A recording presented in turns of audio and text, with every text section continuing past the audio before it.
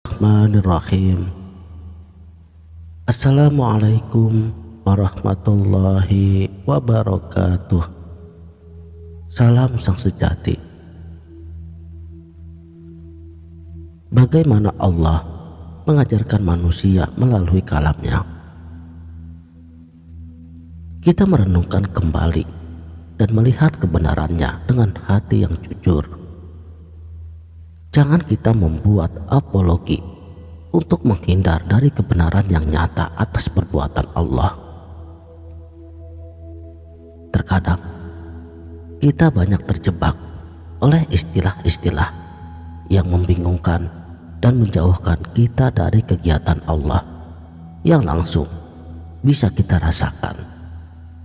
Kebingungan kita bertambah tatkala ilmuwan-ilmuwan ateis mereka mengatakan bahwa semua kejadian alam ini bisa bergerak dengan sendirinya atau biasa disebut dengan natural.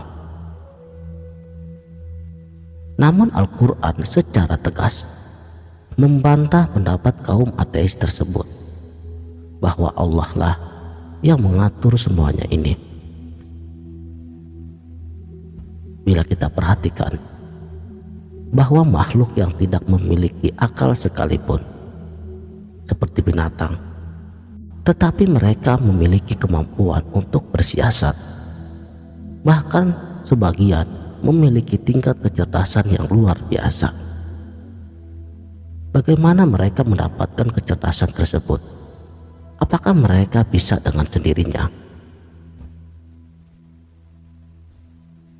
Dari sini saja, bila kita mau mentafakuri, maka kita akan menemukan jawabannya.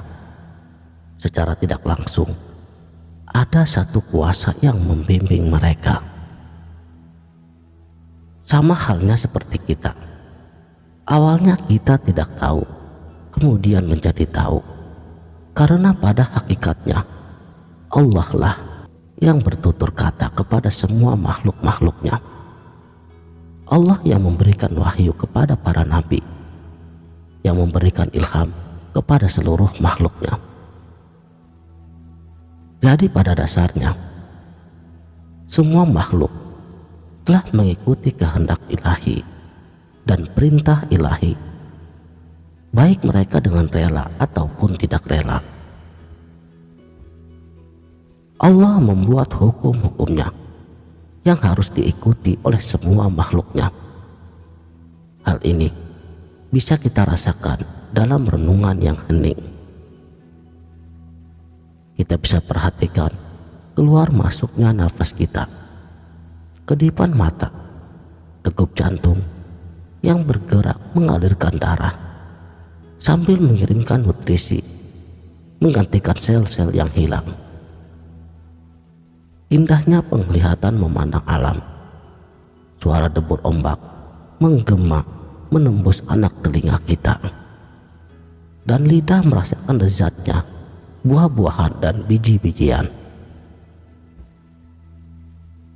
Alangkah indahnya semuanya ini. Kita hanya bisa merasakan dan menyaksikan.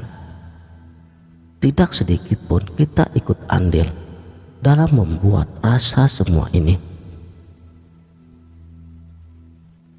Rasakan dengan penuh hikmah bahwa kita sebenarnya hanya diam terpaku dalam kesibukan Allah, af'alullah. Allah yang menggerakkan semuanya. Dan Allah telah mengeluarkan kamu dari perut ibumu, tidak mengetahui apa-apa. Kemudian Allah memberi kepada kamu pendengaran dan penglihatan, serta pikiran dan perasaan, supaya kamu bersyukur.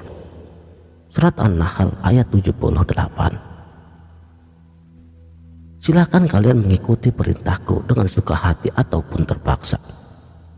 Jawab mereka, kami mengikuti dengan suka hati. Surat Al-Fussilat ayat 11. Jadi Allah mengajarkan manusia apa-apa yang belum diketahuinya. Allah lah yang menuntun manusia, memberikan inspirasi dan juga ilham. Tubuhnya patuh mengikuti perintah Tuhannya tanpa terkecuali. Sunatullah itu berlaku kepada alam semesta, baik itu yang mikro maupun yang makro. Dalam hal ini, Syekh Imam An-Nafiri, beliau berkata,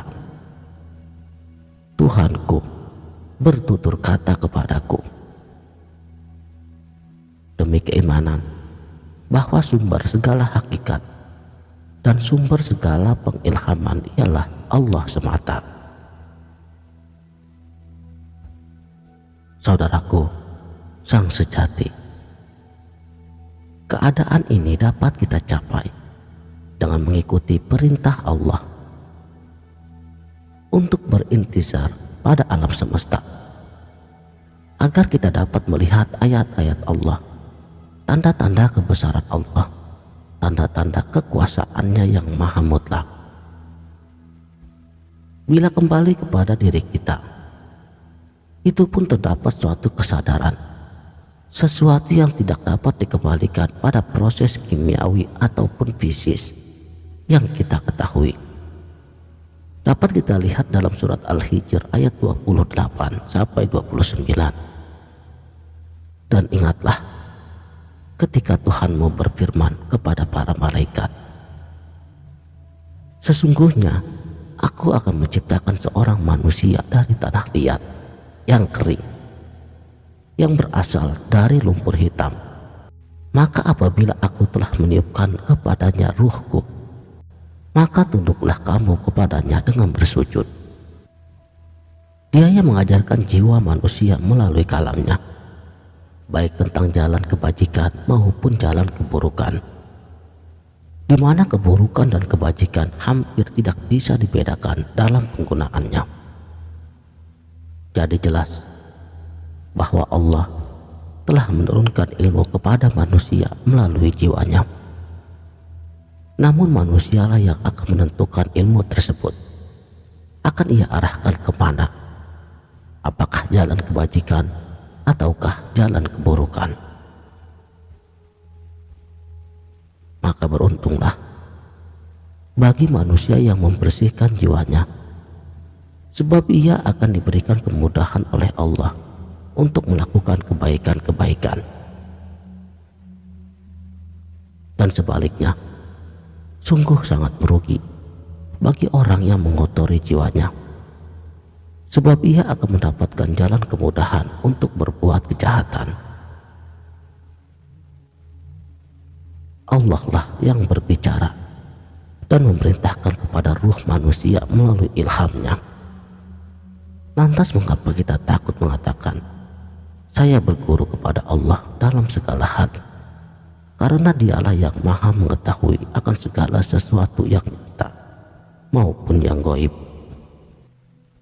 Syekh Ar-Rifai di dalam kitab Jalan Ruhani oleh Syekh Said Khawa halaman 73, di situ disebutkan bahwa sebenarnya tujuan akhir para ulama dan para sufi adalah satu.